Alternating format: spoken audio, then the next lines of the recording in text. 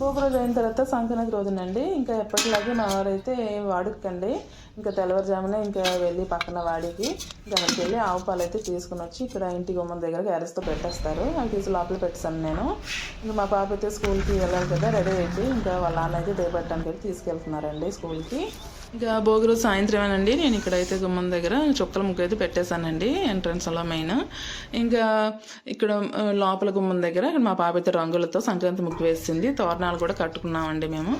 ఇంకా మా వారు ఇంకా ఆఫీస్కి వెళ్ళాలి కాబట్టి అతని కోసం దలియాన్ని ఒక కుక్కర్లో పెట్టాను. టిఫిన్ తినేసి వెళ్ళిపోతారు.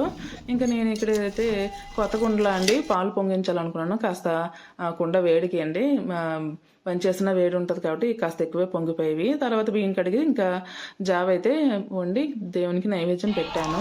నేను మా అబ్బాయి కలిసి శివాలయం గుడికి వచ్చి దర్శించుకొని ఇంక దండం పెట్టుకుని ఇంటికి వెళ్ళిపోయాము.